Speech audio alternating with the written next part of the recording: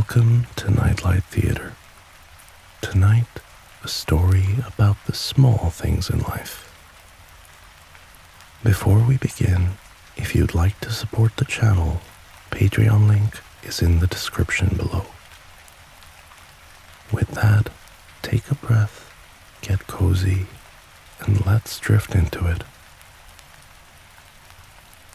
The morning sun started to rise as I arrived at the doors of the bakery, unlocking them with the ring of keys I keep in my bag. As I step in, I wipe my shoes on the worn welcome mat before flipping on the light switch, casting the whole bakery in a warm glow. I walk behind the counter, wrapping my red gingham apron around my waist, and then over to the small bookshelf in the corner of the bakery. Kneeling down as I look through the many records we keep, choosing Kind of Blue by Miles Davis to put on our record player. I wipe off the counters, turn the coffee machine on, and begin preheating the oven as I reach for the gargantuan and fluffy dough that has been proofing all night. After a couple of hours, I began emptying the bread tins and cake molds and preparing the display with all sorts of delectable treats, from strawberry shortcake to chocolate eclairs, everything fresh and ready to be eaten. Just as I was making the final arrangements to the display, the gentle bell chimes rang out as the door pushed open, just on time.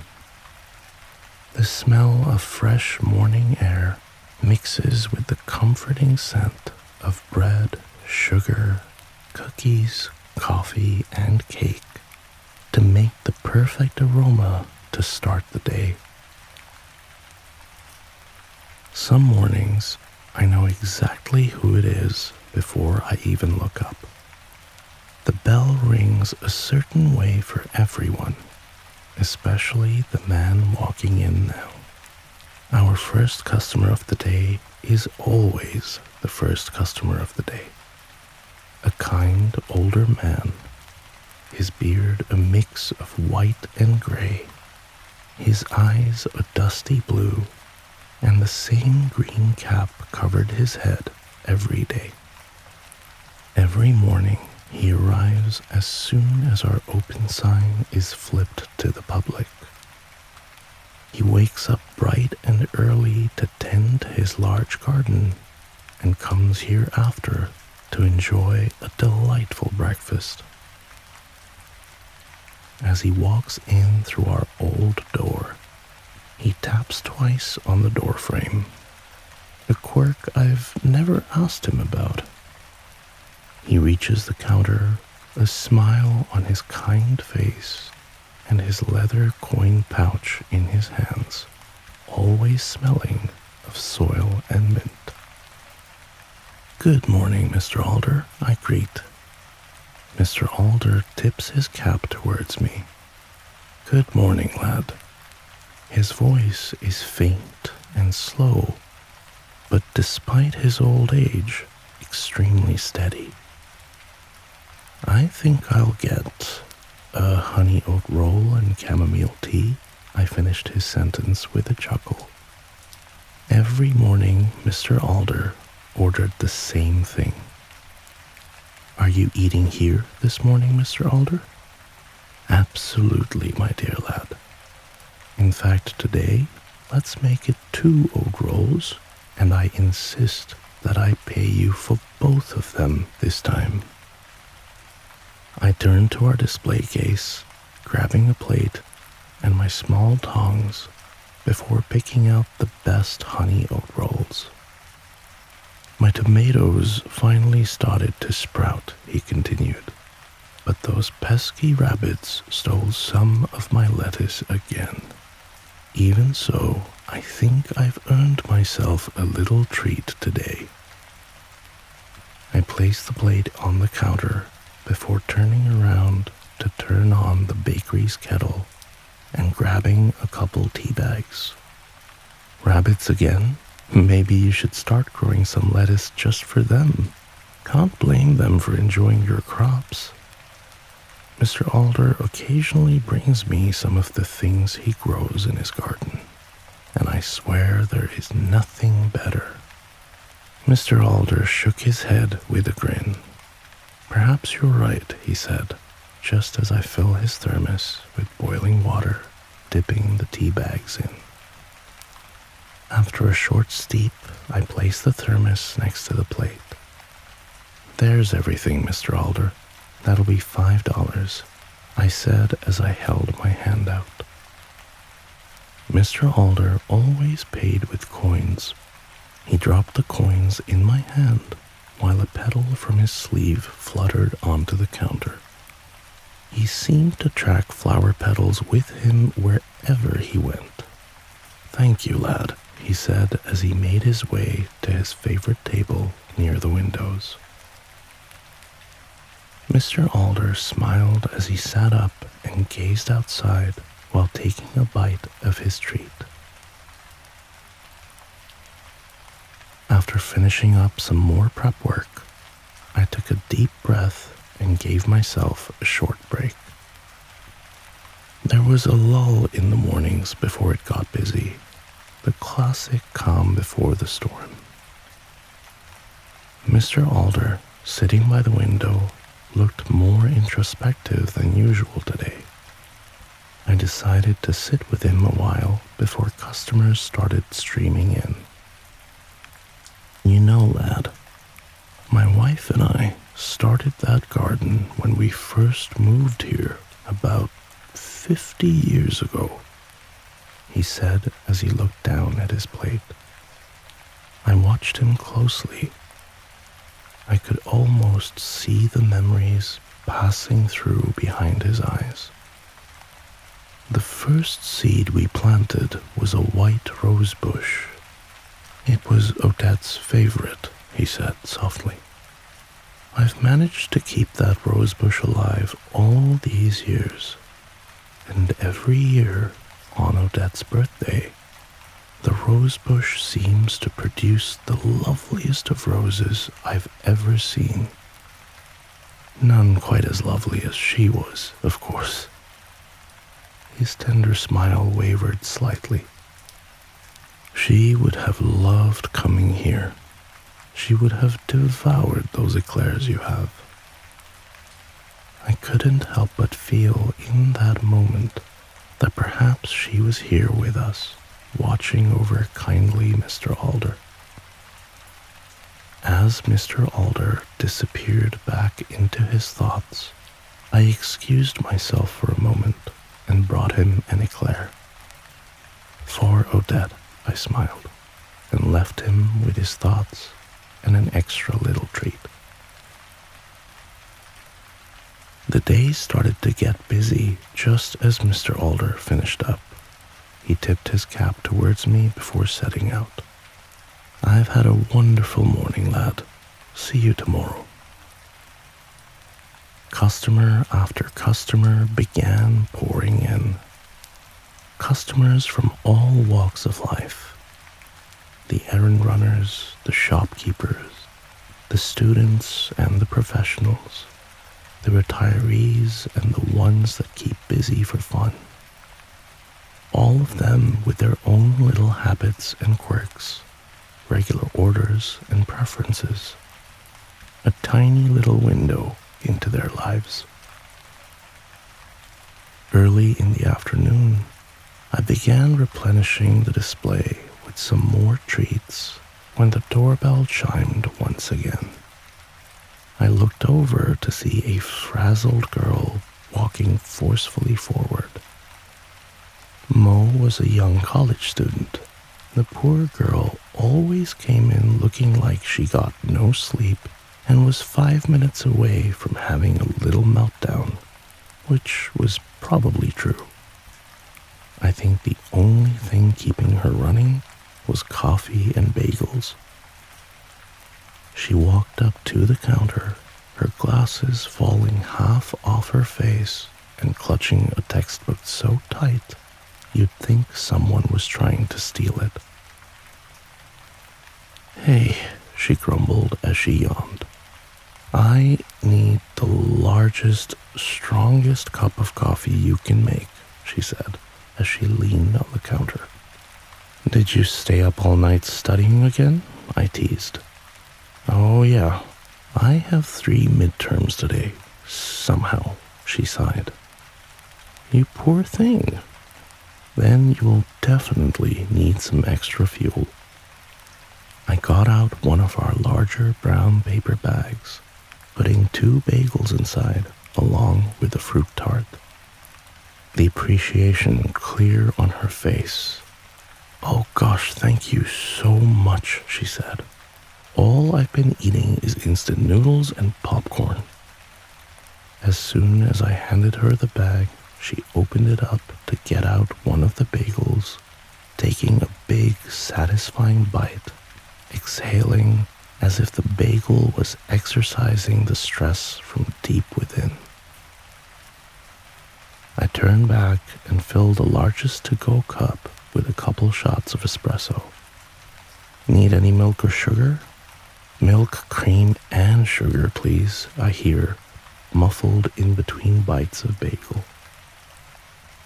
I mix in some simple syrup and milk and top it off with a generous helping of whipped cream.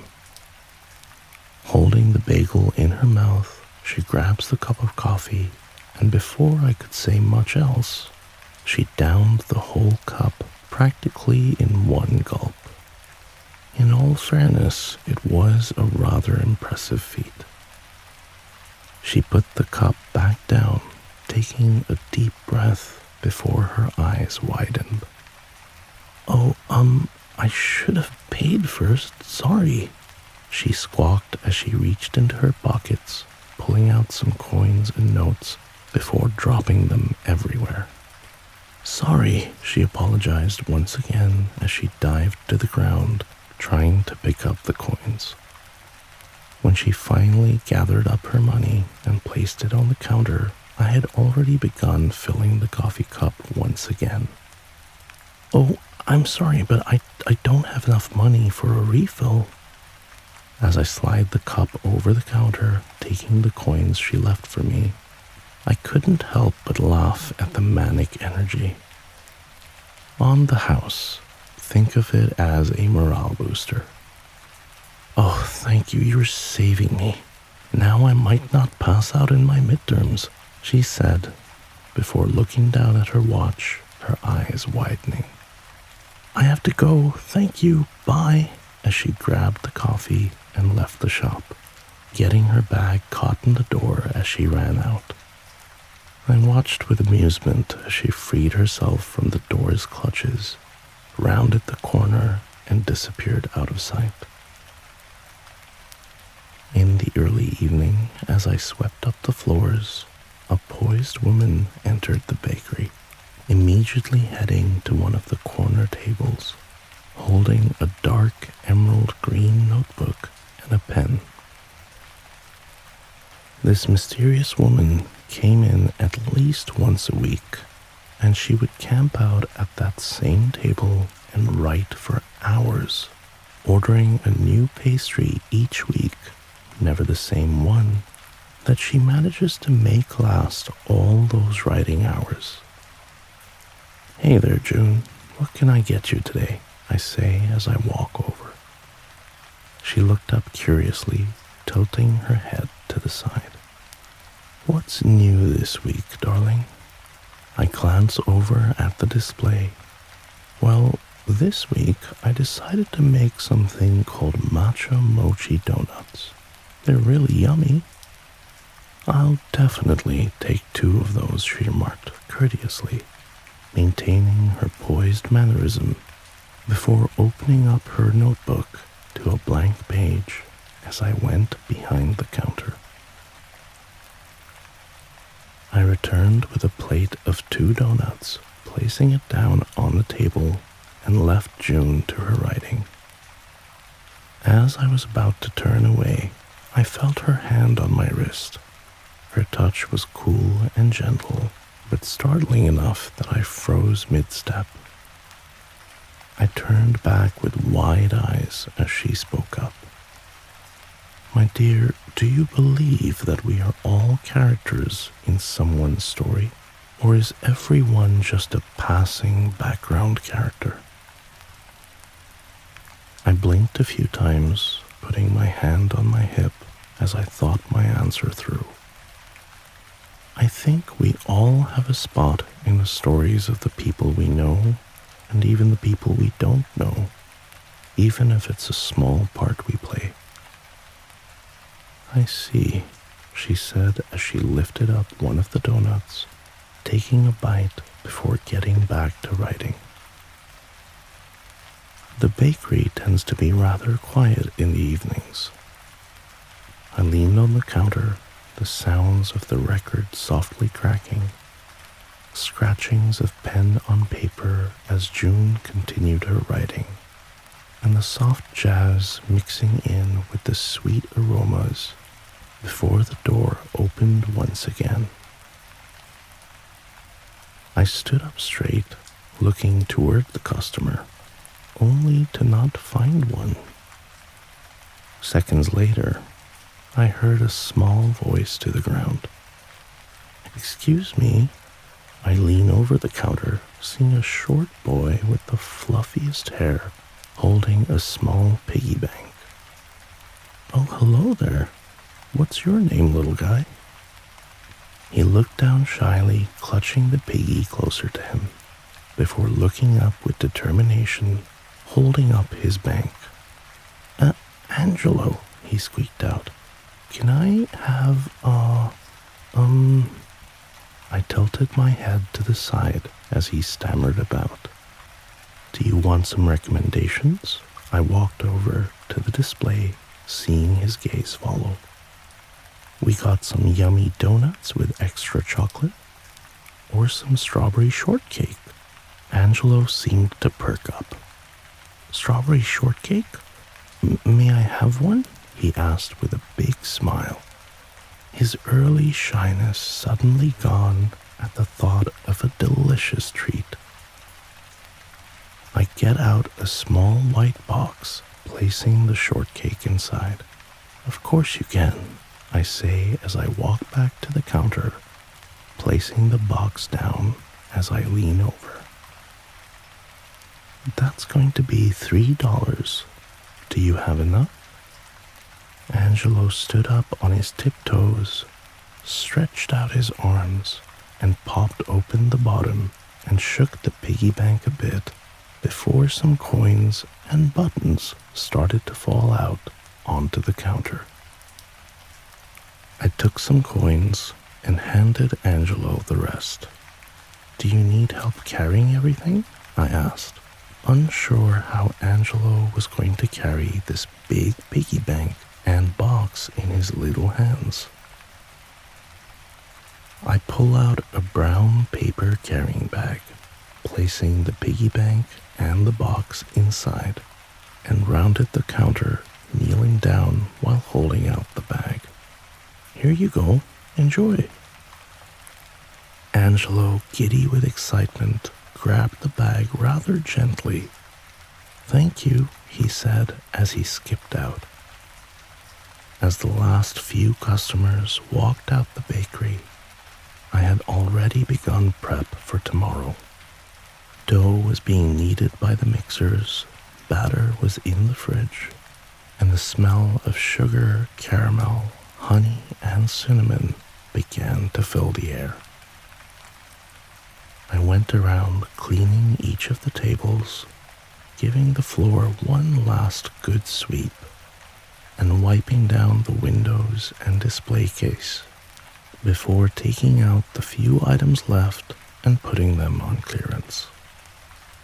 Once everything in the kitchen was set, I gave the bakery one last look over as I walked over to the door.